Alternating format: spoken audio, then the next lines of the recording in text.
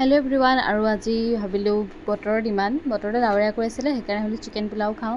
আৰু ঘৰৰ সকলোৱে কৈ আছিলে আজি চিকেন পোলাও খাব মন গৈ আছিলে, সেইকাৰণে ভাবিলোঁ বনাই দিওঁ। আৰু ইফালে মই মাংসটো বনোৱাটো ভিডিঅ' নকৰিলোঁ, কাৰণ চবেই মাংসৰ বনাব জানেই ন।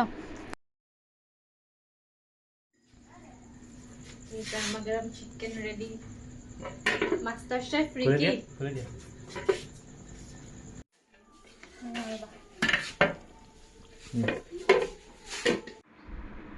আৰু এইফালে মই পিঁয়াজ কাটি থৈছোঁ, আদা নহৰু লং ইলাচি তেজপাত। ইফালে চাউলখিনি মই তিয়াই থৈছিলোঁ যে সেইখিনি টুকি থৈ দিছোঁ। ইফালে কুকাৰত তেল দি দিছোঁ, 1 কাপ ৰিফাইন তেল। পিঁয়াজ হ'ব লাগিব বাৰু।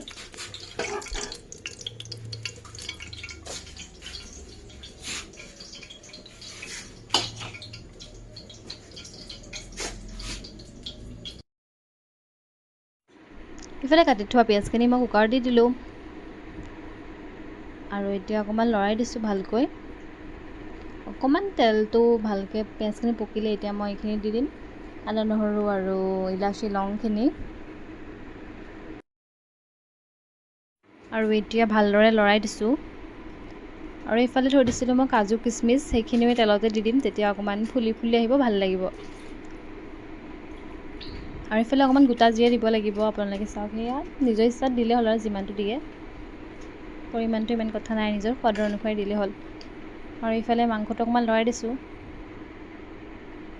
আৰু এয়া চাউল মই 15 মিনিটমান ভিজাই পেলাই টুকি থৈছিলোঁ, সেইখিনি দি দিছোঁ এতিয়া। এটা মোষ্ট ইম্পৰ্টেণ্ট বস্তু দিব লাগিব, সেইটো পিছতে হ'ব ন ভইচটো।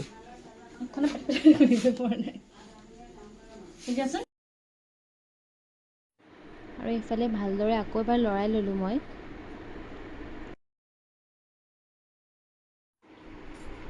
আৰু 2 মিনিটমান লৰাই ল'ব। লৰাই লোৱাৰ পিছতে ঘিউ দি দিব লাগিব। আৰু এইফালে মই ঘিউ এচামুচ দি দিছোঁ।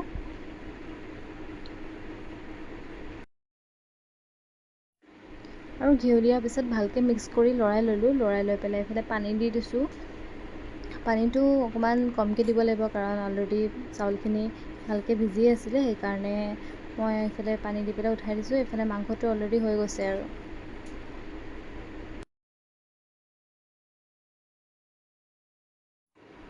আৰু মই ভাবিলোঁ অকণ বাদামৰ চাটনিও বনাই লওঁ। এইফালে বাদামৰ চাটনি অকণ বনাই লৈছোঁ, বাদাম, ধনিয়া, জলকীয়া, আদা নহৰু দি পেলাই।